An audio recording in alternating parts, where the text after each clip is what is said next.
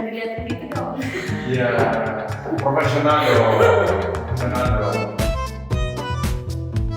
Halo fans, ketemu lagi di podcast baru ya, podcast asik gitu. Ada yang tahu nggak nih podcast asik itu apa? Jadi podcast asik itu singkatan dari Adu Senangnya Ikut Kristus. Nah, perkenalkan saya Windy dari Fakultas Ilmu Sosial atau sekarang tuh Visipol angkatan 2022. Sebelumnya ada yang tahu nggak nih pembicara kita itu siapa? Pembicara kali ini tuh spesial karena udah lama kan kita nggak podcast. Nah, mari kita sambut Kasion. Halo, kabar baik. Puji Tuhan. Kasion hari ini apa kegiatannya nih? Kegiatan hari ini ya skripsi, terus itu ya jalan-jalan. Jalan-jalan kemana sih Kak? Ya ke taman, jogging. Kadang berenang. Boleh perkenalkan diri Kak? Oh iya, oke. Perkenalkan, nama saya Kristus Putra Sion Mambil, bisa dipanggil Sion. Saya dari Fakultas Bahasa dan Seni yang sekarang dibilangnya Fakultas Bahasa Seni dan Budaya. Saya angkatan 2017, jurusan dari Pendidikan Bahasa Inggris. Nah, pembicara kita itu Kasion. Alasan kami itu memilih Kasion adalah sesuatu yang ada yang spesial gitu dari Kasion. Nah, Kasion, kami pengen tahu nih selama menempuh perkuliahan ini ada pengalaman apa aja sih Kak yang sudah dilalui? Yang sudah lalu ya pengalaman. Kalau mau dibilang banyak ya, mulai dari kelas, di luar kelas yaitu himpunan yang di fakultas maupun yang di UNIF, yaitu contohnya kalau di masih lingkup fakultas itu kan himpunan jurusan ya. Kalau di UNIF di student center kan ada PMK, UKM Sigma, UKM basket. Nah, pengalaman yang tak terlupakan ya pasti dong PMK. Karena ya PMK itu unik, luar biasa, humanis, dan ya pokoknya nggak bisa berkata apa-apa lagi. Pokoknya sangat membangun dari karakter, pola berpikir, terus bagaimana caranya kita itu menjadi pribadi yang lebih baik lagi ya, karena namanya juga PMK, Persekutuan Mahasiswa Kristen. Gitu sih. PMK itu berkelan sekali ya. Oh, sangat. Selama diikut organisasi itu ada nggak sih Kak kayak pengalaman yang mungkin agak menyakitkan gitu atau pengalaman selama kuliah yang kurang berkenan? Pasti semuanya itu ada kesulitannya masing-masing ya. Soalnya saya orangnya itu kalau menjalani semuanya itu dengan ya ceria, tulus, dan saya tidak memperhitungkan semuanya itu. Hanya kalau untuk kesulitannya ya mungkin bergejala dengan waktu aja sih. Itu mungkin ya umumnya semua orang juga pasti memiliki kesulitan ketika pengalaman pasti bergejala dengan waktu. Iya. Kalau selama Kasion menempuh pendidikan di sini, Kasion pernah nggak sih kayak kegiatan sosial gitu, kayak khususnya kayak di PMK atau gitu sih? Oke, jadi yang saya pernah ikuti itu pada saat 2017 maupun 2018 itu ada kegiatan yang namanya Pastina dari kepanitiaan yang dilaksanakan sama PMK ini. Nah di situ Pastina dari panitia waktu itu saya dengan teman-teman kepanitiaan itu melakukan bakti sosial yaitu di Sagan. Nah di situ tuh kita kerja bakti bareng sama keluarga masyarakat di sana, dan di sana juga kita membagi-bagi makanan, terus kumpul bersama seperti itu. Juga ya berarti Kasion ini aktif banget di dalam kegiatan sosial. Iya. Nah, tadi kan Kasion itu udah ngikutin banyak kegiatan sosial ya. Ada nggak sih Kak kayak satu momen ini Tuhan itu benar-benar ikut campur dalam kehidupan Kasion, terutama dalam kegiatan sosialnya? Oh, oke. Jadi campur tangan Tuhan itu ya pasti di segala sisi kehidupan itu banyak ya. Tapi kalau untuk di pengalaman saya itu memang contohnya di pas Dina itu kan kita membutuhkan waktu, pikiran, tenaga, dan semuanya. Dan di situ ya karena memang dari awal kan pasti kita mengikuti kepanitiaan itu kan pasti ditanya, nah ini kamu mau apa yang kamu berikan? Nah saya kan sudah jawab dari awal tuh, yang saya memberikan hati saya, kerinduan saya, yang seperti lagu kan, inilah rinduku. Nah jadi kerinduan itu yang membuat aku selalu mengikuti setiap kegiatan PMK maupun di himpunan, tapi ini kan lebih ke PMK. Jadi setiap di PMK itu, ya aku full heart gitu, full heart, ya pokoknya apa yang ada di potensiku, talenta semuanya itu aku berikan semuanya. Kalau di kesulitan itu mungkin saya berkejar-kejaran dengan waktu, mungkin karena kosnya sedikit jauh jadi harus jalan kaki gitu. Tapi itu saya menikmati keindahan Tuhan itu adalah saya mampu sampai akhir. Dan kalau mau dibilang ya kasih Kristus yang menguatkan saya sampai hari ini gitu. Sampai pengalaman yang dimana saya itu jadi koor si doa dari itu 2 kali. 2 tahun berturut-turut, ya luar biasa. Mungkin bagi mereka doa itu biasa, tapi bagi kita itu waktu itu pergumulan kita adalah doa itu adalah nafas. Setiap hembusan nafas kan Tuhan memberikan kita kehidupan. Ya mungkin dari situ saya mengatakan bahwa segala perkara dapat kutanggung di dalam Dia yang memberikan kekuatan kepada. Benar banget. Jadi setiap kegiatan kita tuh kita harus lebih memprioritaskan Tuhan. Jangan sampai kegiatan kita itu menghalangi kita untuk berkomunikasi dengan Tuhan. Nah, selama ini boleh saya kasih satu tips lagi ya. Mungkin boleh kita aktif di himpunan apa saja, tapi tolong kuliah juga itu penting. Saya bersyukur bahwa bapak mama saya itu tidak pernah melarang saya. Itu yang satu saya banggakan dari kedua orang tua saya.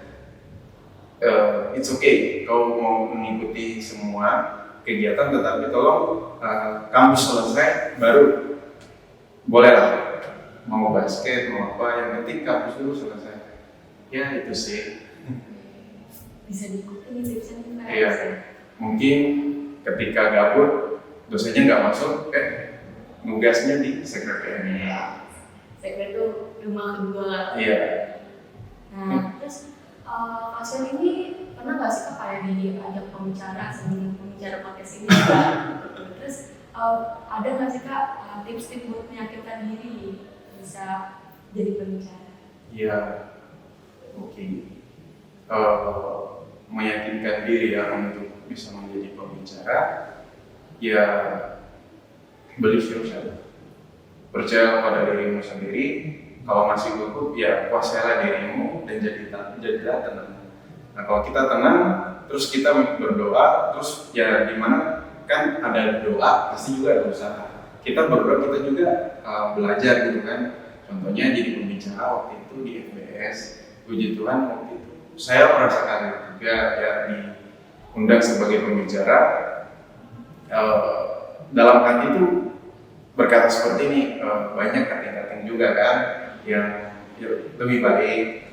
Nah karena mungkin ya kalau saya itu memang bisa jadi pembicara karena hanya cuma ingin kesaksian saja, tapi Tuhan memberikan kesempatan dan saya tunjukkan bahwa mungkin nggak apa-apa saya jadi pembicara. Yang saya katakan itu adalah itu yang daripada Tuhan, dan yang saya katakan ketika jadi pembicara itulah yang saya rasakan di dalam kehidupan, lalu saya implementasikan dan saya bagikan. Keren juga nih. Mungkin Five Steps di sini bisa mengikuti caranya Kasion dalam mempercayakan diri sendiri. Nah, Kasion ada nggak sih kegiatan yang dilakukan dan itu tuh bagi kalian sebuah prestasi bagi kalian? Ya, kalau mau dibilang semua kegiatan yang saya anggap ketika itu berhasil itu menjadi prestasi begitu ya. Iya. Ya, gak usah jauh-jauh di PMK aja. Jadi koordinator SIDOA, ya udah berhasil. Terus ya yang penting bisa merangkum gitu kan. Dan prestasi yang saya dapat di UIY ini mungkin lebih ke ini ya, personal ya. Mungkin ya yang dulunya seperti ini, sekarang jadi begini. Mungkin sepertinya itu contohnya mungkin disiplin apa-apa itu. Nah kalau untuk mau ke prestasi dalam dibilang ekstrakurikuler ya pernah sih banyak juga lomba-lomba yang saya ikut, ya meskipun memang nggak sampai juara satu, tapi setidaknya ada yang saya tunjukkan dari dalam diri saya itu, potensi saya itu ada. Nah di situ juga kan kita belajar untuk bagaimana kita itu melatih potensi yang ada di dalam diri kita. Nah selain lomba-lomba di kampus, di luar kampus juga pernah saya ikut. Nah di situ hampir sama, nggak sampai juara juga, tetapi setidaknya kita itu pernah mencoba. Mungkin pernah mendengarkan kata bahwa jatuhnya 1 kali tapi 1000 kali bangkit. Nah itu sih.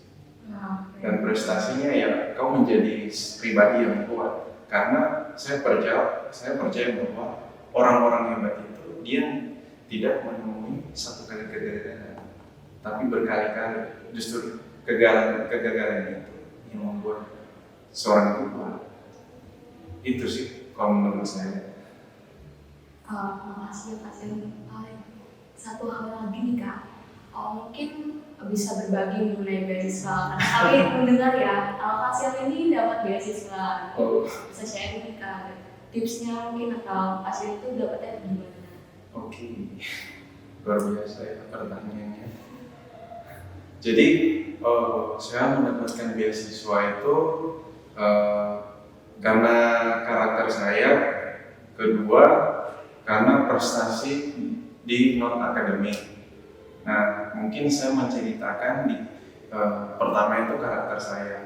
Jadi ketika ospek di SMA, saya jadi siswa baru.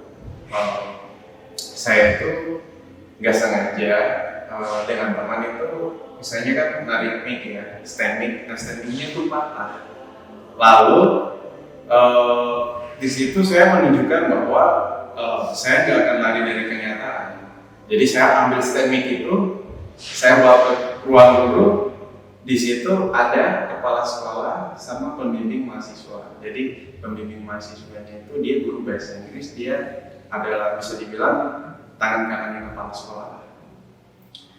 Jadi saya bawa stand mic itu, saya bilang, Pak, mohon maaf, ini stand mic-nya saya patahin. Nah dari situ kepala sekolah dan gurunya itu lihat. Mereka, saya pikir yang saya pikir bahwa mereka itu akan marah, emosi, iya kan. Jadi pas saya bawa ternyata tidak, malah mereka tersenyum. Lalu kepala sekolah bilang begini, 30 tahun dia mengajar di sekolah, belum ada loh anak yang jujur seperti itu. Nah itu pertama. Kedua, dari situ saya dicap nih, oh ini anak baik jujur. Nah langsung dimasukin ke OSIS gitu kan. Kalau dilihat guru baik kan gitu, apa diambil langsung dijadikan pengurus OSIS. Nah kedua itu baju saya selalu di dalam datang tepat waktu ke sekolah, terus mendengar arahan guru. Misalnya ya kalau siswa kan standar operasi prosedur kan, siswa melakukan kewajibannya sebagai siswa, ya kan. Contohnya menjaga kebersihan sekolah, taat kepada guru. Nah kedua, sekolah kita itu di SMA IPK 2 Biak di Papua itu pernah menjuarai basket, yaitu dalam yang setiap pertandingan, misalnya Hari Sumpah Pemuda, kemerdekaan Indonesia itu kan pasti ada buat ya lomba-lomba. Nah, di situ prestasinya saya dilihatnya dari situ. Jadi cuma 2 sih saya mendapatkan beasiswa, dan itu juga kalau mau dibilang dilihat dari secara rohani, saya selalu tuh konsisten dalam pelayanan juga di gereja. Karena bagi saya ketika memberikan pengharapan kepada Tuhan, saya melakukan bagian saya di gereja, Tuhan akan memperhitungkan itu semua. Lalu sebenarnya mendapat beasiswa juga itu saya dekat dengan guru, dan memang basic saya juga akan menjadi seperti guru itu, yaitu guru bahasa Inggrisnya. Mungkin saya masih tanda tanya juga kan menjadi guru atau menjadi ini, hanya ya saya dulu menjadi pemimpin dari guru itu juga. Nah, disitulah saya dipilih mendapatkan beasiswa di Universitas Negeri Yogyakarta ini, dan bertemu ya saudara-saudara seiman di PMKW ini yang luar biasa. Ya suatu kebanggaan juga sih, karena ya dampaknya itu ketika kita melayani Tuhan, kita mengasihi Tuhan dengan apa yang kita punya talenta. Terus kita itu kan dibilang gini, kita anak Tuhan tapi di sekolah kita nggak bisa mencerminkan karakter-karakter Kristus. Nah, contohnya kalau mau dibilang buang baju dua, dasinya diikat di kepala, bagi saya itu bukan karakter ya. Soalnya kan karakter Kristus itu kan masih identik dengan kebersihan, kerapian, terus sopan, etika, dan apalagi pokoknya masih dengan positifnya. Dan ya di situ saya percaya bahwa pasti 1-2 guru itu perhatikan, dan jangan lupa yang selalu mendengarkan. Karena saya juga jujur nggak harus pikir bahwa mendapatkan beasiswa di kota Jogja itu bukan rancangan saya sebenarnya. Teman-teman saya sudah mendaftarkan polisi, tentara, ada yang BUMN dan lain sebagainya, tapi saya tuh nggak pikir ke sana. Yang saya pikir bahwa ketika saya dari Papua berangkat ke Jogja, drum sama gitar dan lain-lain itu siapa yang main di gereja gitu. Yang saya pikirnya cuma satu itu. Ternyata Tuhan membuat itu lebih besar dan di luar pikiran saya. Itu sih yang saya dapat sampaikan. Keren banget ya Pak. Ternyata tuh kasihan lebih memikirkan pelayanannya dia daripada dia memikirkan keberlanjutan sekolahnya. Nah, terakhir nih kasihan bisa kasih closing statement deh, kayak misalnya tips buat kami yang masih maba ataupun masih semester menuju tua gitu, tips buat dalam bersosialisasi ataupun dalam kuliah. Oke, jadi tips-tipsnya itu tentang sosialisasi adalah pertama kita pasti ramah, terus menjaga gaya bicara kita juga dengan baik, terus jangan takut untuk bersosialisasi, percaya pada diri sendiri, terus menjadi orang itu nggak setiap orang atau nggak semua orang kita harus menceritakan semuanya, apapun latar belakang kita, masalah kita. Yang penting kita bersosialisasi ya dengan baik. Terus ingat membahas sesuatu itu yang sederhana, yang baik-baik aja. Kalau mau dibilang sekarang ini kan zaman modern ya, tolong hindari tongkrongan yang toksik, apapun itu, baik mulai dari secara teman ya, maupun dari sosmed. Tolong mengkonsumsi sesuatu itu yang baik, dan ingat bahwa di Alkitab juga mengatakan 2 buah roh ya, yaitu kasih, sukacita, sabar, apalagi pokoknya damai sejahtera, penguasaan diri. Nah, saya pikir dalam sosialisasi itu pasti membutuhkan penguasaan diri. Ya kan, tidak mungkin saya bersosialisasi dengan 3 orang lalu saya lempar mereka dengan botol. Jadilah orang yang baik, sesuai pepatah yang mengatakan di mana bumi dipijak, di situ langit dijunjung. Terima kasih. Terima kasih banget Kak Sion sudah mau share ini di podcast kali ini. Nah, fans, kiranya podcast kali ini dapat menginspirasi dan juga dapat menginspirasi kalian juga dalam berkarya. Sampai jumpa dan